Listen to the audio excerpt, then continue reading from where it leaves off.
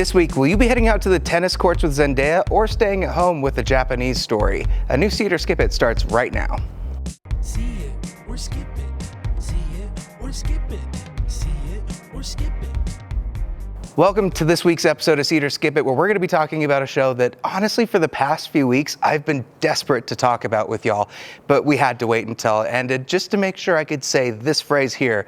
Shogun might be one of the best series to come out this year. This is a limited series, and it is centered around 17th century. This is told through the perspective of John Blackthorne, who's a sailor that shipwrecked off the Japanese coast, who is now in a mix of political factions trying to vie for power, establish themselves as the head as best they can, keeping order, keeping the Japanese tradition, and also giving you one of the best stories that you will see this year. Shogun is absolutely something that I would say is a must-watch. First of all, the story in this, it is epic in scale. It's detailed. Every character has so much depth to them. It keeps you guessing the entire way, not just in where the characters are going, but also if the characters are going to make it through an episode, much like in the first few seasons of Game of Thrones. And the performances in this are incredible. Some of the standouts for sure goes to Cosmo Jarvis as Blackthorne.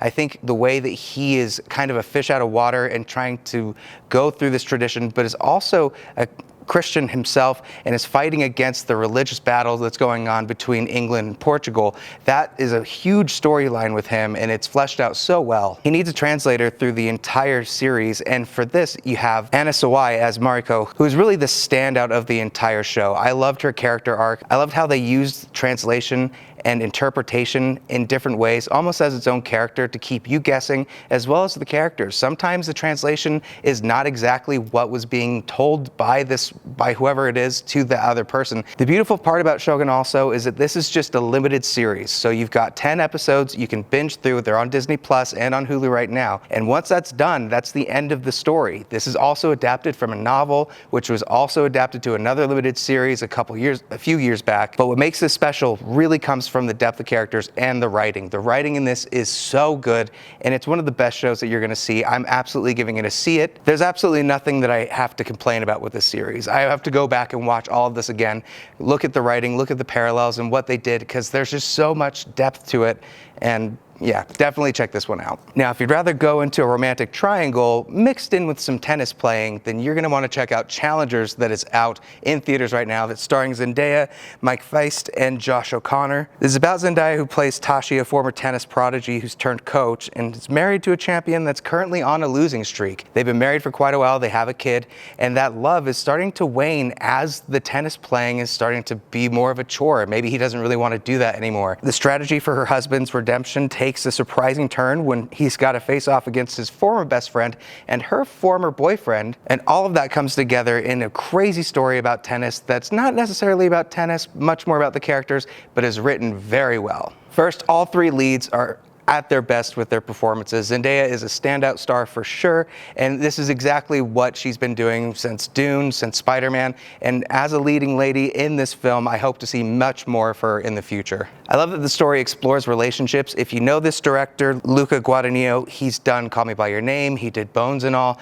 so he's very much used to doing a romantic relationship set in kind of an insane backdrop and explored in ways that maybe you don't expect. And in that setting with tennis, he does a lot with the camera work that keeps you engaged throughout the entire thing. If you're a tennis fan, this is definitely a film you want to check out just by the way that they film all of these tennis matches. Sometimes you can be seeing it from one person's perspective, maybe from another, and then sometimes it's just the tennis ball itself being the camera, jumping from one side of the net to the other, and it's so engaging and gripping. It's probably the best engaging tennis matches that I've seen put to screen, and very fun to watch. The characters are well built, and it's tough to root for them also, because at the end of the day, when you sit back and think about the story, they're kind of awful people, all of them, but they're so passionate about what they're doing and in the sport that it keeps you wanting to watch every single part of it. The story is non-linear, so it's going to be jumping around to different periods of their relationships. Sometimes that works, sometimes it feels a little unnecessary, but the biggest problem with Challengers to me comes from the music, because my goodness, I don't know why this director loves techno music so much and decides to blast it during every tennis match,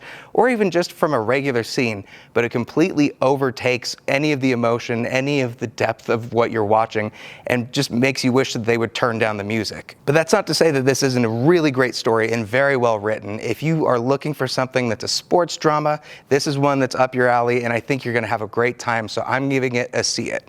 Also, following Shōgun, if you're not wanting to watch something in theaters and maybe just binge watch an entire season of something, the video game adaptation Fallout is on Prime Video and it's completely finished. You can watch the entire season, and that ends up being a pretty fun watch as well. It takes place in a future post-apocalyptic LA that's brought about by a nuclear decimation. The citizens must live in an underground bunker to protect themselves from radiation, mutants, people above, people below, and it's following different characters in different circumstances. The first character has been living in a bunker for a very long time and has to come to the surface after a tragedy happens where her father has been abducted. And then we have your gunslinging wild card, in this place played by Walter Goggins, who I love that he's finally getting his due and is getting a character that he can really sink his teeth into, and he does a great job in this. I think that's the character that stole most of the scenes for me. Video game adaptations are often hit or miss, especially if you're looking back in the previous days of the Super Mario Brothers or any of the first Mortal Kombat movies, and I think that stems from the creators not having a lot of say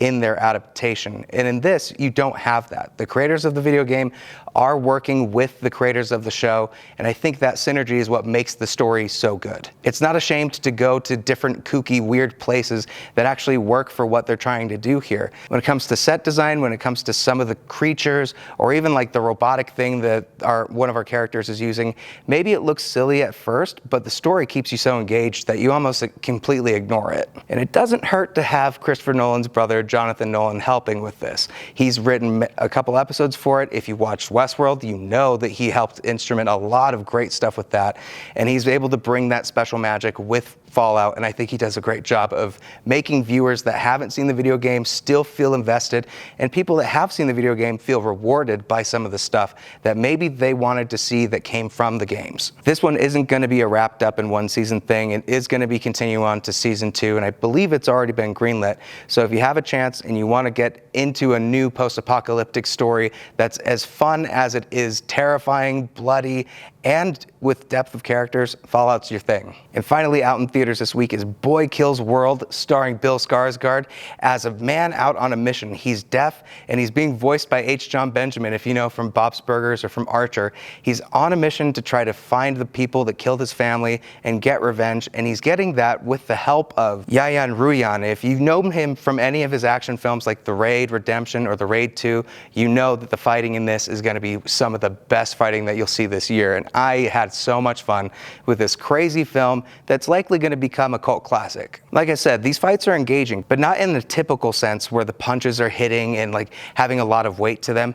Also in the camera work. There's a lot of first-person drone videography that's going through fights, going through huge fighting sequences with multiple people and showing those fights in a visual way that really I haven't seen before. The use of those drones, the use of making some of the fighting feel like you're in a video game, working the controls for the character itself, are really engaging and fun to watch. The story is a very simple revenge story, and they do a great job of keeping it that way without giving too much secrets away for what the story is. But I wish we could have gotten a little more depth with our characters, maybe explored some of the supporting characters' storylines a bit more. And because of how crazy this movie is, there's a lot of blood, there's a lot of gore. It's not going to be for everybody, and I know that already going into this review. So when I'm saying it's a cult classic, this is going to find its way probably when it comes to VOD on digital. When somebody finds it as they're scrolling through Netflix and not knowing what to watch, they'll find this. It'll end up being one of their favorite movies of the year that they recommend to everybody. It's also a fun movie that you can see in a group. I would recommend, if you're wanting to watch a fun fight film this weekend in the theaters, go with a group of your friends, go see Boy Kills World, and you're gonna have a great time. I'm giving it a see it. And that's it for this week's See It or Skip It. Make sure that you check out more by going to abc4.com, clicking the shows tab, and then See It or Skip It. Make sure you follow me on all the social media platforms, especially for this upcoming week, because I'll be doing a couple fun things that you're gonna really wanna be checking out on social media for. Once again, thank you so much as always for watching, and I will see you at the next review. See it or skip it. See it or skip it. See it or skip it.